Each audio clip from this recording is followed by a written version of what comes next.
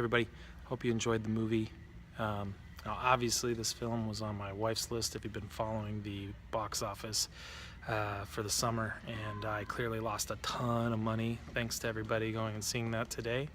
But I thought we'd take a second just to talk about this. Me, with my background in film, I absolutely love studying deeper things going on in movies than just basic plot development. So one of the things that maybe already off the bat with Dunkirk is trying to understand the timeline. And so they talked about how there are 3 different things. There's the mole, which takes place in 1 week. And then there is the sea that takes place in 1 day, and then the air that takes place in 1 hour. Now, all 3 of these timelines are actually being shown to you all taking place at the same time, but actually that 1 hour takes place somewhere within that week. And so what happens within that 1 hour actually impacts the outcome of that week. It's really cool when we talk about the two subjects that we've been hitting back at Move were about failure, and today with trust. With failure, when we look at that over 400,000 men are at that beachhead, have failed and need a rescue, and God shows up. In fact, back then they talked about it, how Dunkirk is actually a miracle. But as a society today that we miss that, we don't see those kinds of things, but that was not missed to the people back then. Now, what's really cool about this film is actually this film is all about experience and choices. And that's actually the 2 driving points throughout the entire movie. And everything kind of circles back to the experience and choices. The choices that we make when we're experiencing things.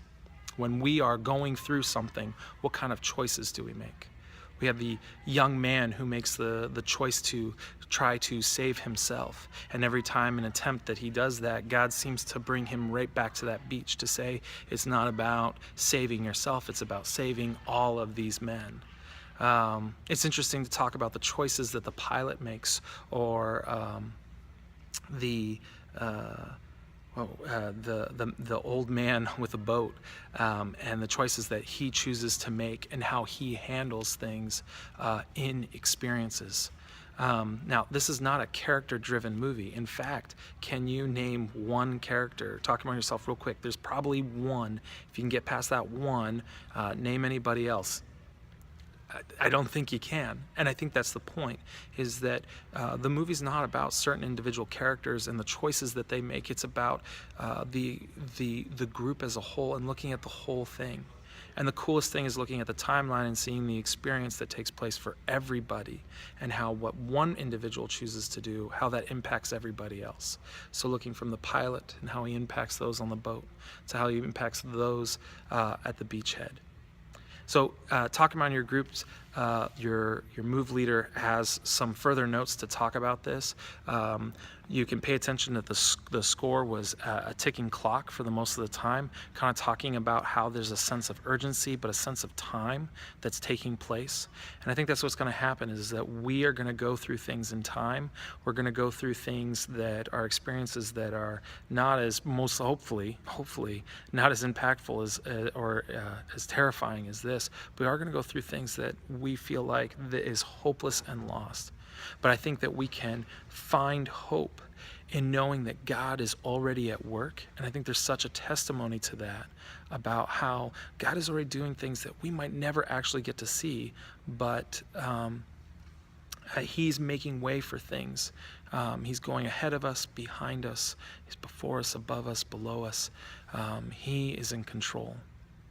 And when you look back at all these characters and what they've done and the sacrifices that they made in the hope of what will happen, and then after I make this choice, after I make this action, I think it was actually so clever and so cool, is that the film showed them as if they're all reuniting together, but in fact, none of them get to see each other. The pilot does not get to experience the joy that comes from all those men returning home. He has to hope in that.